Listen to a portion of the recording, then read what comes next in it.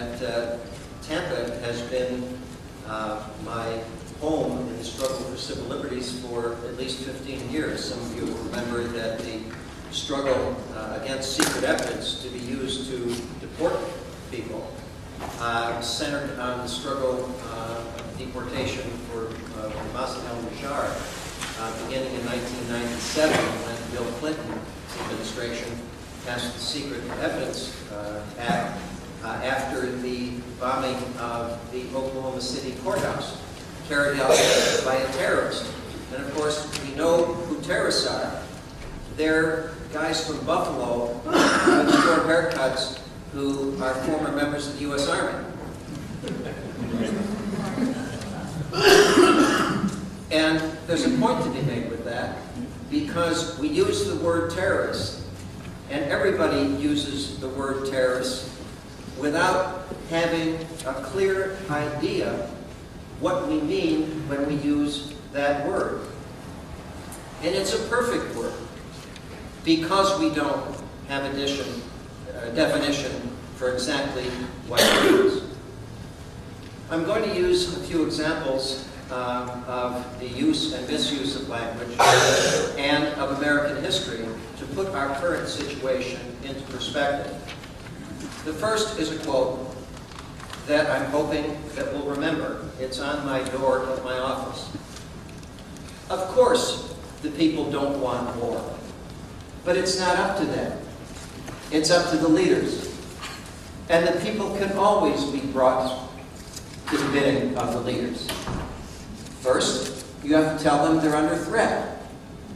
Then you have to accuse the pacifists of being disloyal and putting the nation at risk. And then you can do whatever you want. It's always been that way. The author, Hermann Göring, at the Nuremberg War Crimes Tribunals in 1946.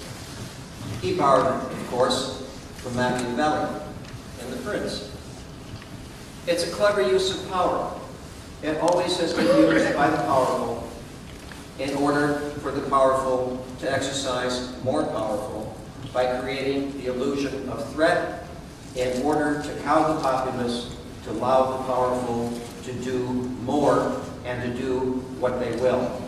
It also is found in a very delightful form in George Orwell's 1984, in which the enemy constantly changes and Big Brother explains who the new enemy is with each turn of the historical circumstance. The wonderful thing about terrorism as opposed to communism is that there is no there with terrorism, and it can be whoever the leaders need the enemy to be from time to time. It's a perfect enemy in that respect.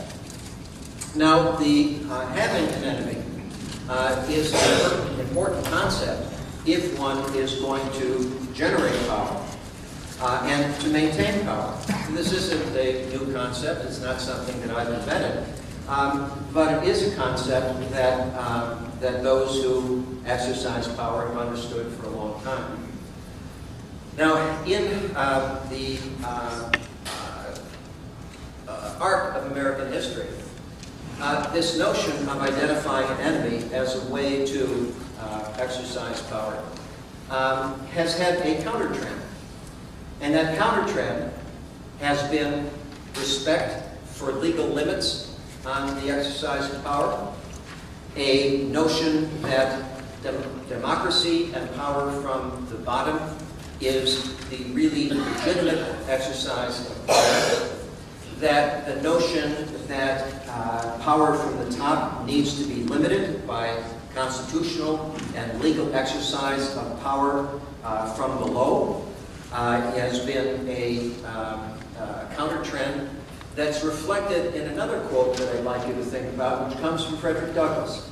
Frederick Douglass, of course, was a slave, educated himself, freed himself, and he was a contemporary of Lincoln's. And he gives us the counter-trend to Göring's notion of the exercise of power. He said that power concedes nothing without demand. It never has, and it never will.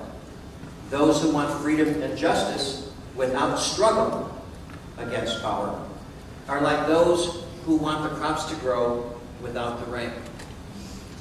And the coin of the realm for those without power who wish to contest the method of exercise of power suggested by Goring are those like us who will not accept the Koch brothers dictating to the governor of Wisconsin how it is that unions will be treated in Wisconsin, find their power in what the people of Wisconsin are doing in the State House of Wisconsin today.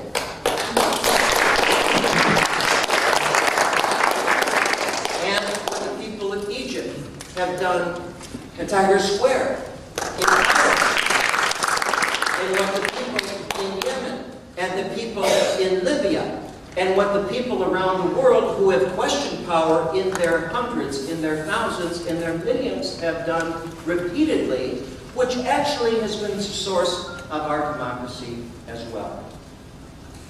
Now, the reason that I suggested this notion that power and the exercise of power is at the heart of what we're talking about today in our wake-up call is something that I think we are witnessing before our eyes. There's an old story in American history, if one looks at it closely, of identifying a group that can be marginalized, that can be treated specially, that can be targeted by the law for special treatment because they're not well understood, because they're unpopular, because they can be marginalized. There was a time when abolitionists could be attacked and marginalized that way. John Brown was a terrorist who attacked a military facility in Martins Ferry to liberate guns, to be able to, he thought, start a rebellion to free the slaves. He was a terrorist at this time. He was executed before the Civil War. Some people today think of him as a liberator. There was a period of time when people who were opposed to the government were called seditionists or anarchists. In my own city of Chicago, where I was born, the struggle for an 8-hour day began with the Haymarket Square Massacre, where people who were organizers for unions were killed. And then there was a huge massacre. People were assassinated and people were hung with the idea that they were terrorists in their day. Eventually, there was a labor movement. In the early part of the 20th century, we've all heard stories about communists and being singled out. And this relates back to why I came to Tampa in the first place in 1997. Because it wasn't until actually the early 1990s when it was possible to finally be a communist and to be able to get a visa to enter the United States. It took that long for the McCarthy era to be put behind us in the sense that that label did not exclude a person from being able to enter the United States as a normal person. But a new thing happened, and I began writing articles at that time that caused Sammy and I to get together, because I started explaining that terrorism, as defined in the Anti-Terrorism Death Penalty Act in 1997, was about to become the new communism, because it was the perfect foil to create a new national security state, because it was an enemy that could be found anywhere, because no one knew what a terrorist was.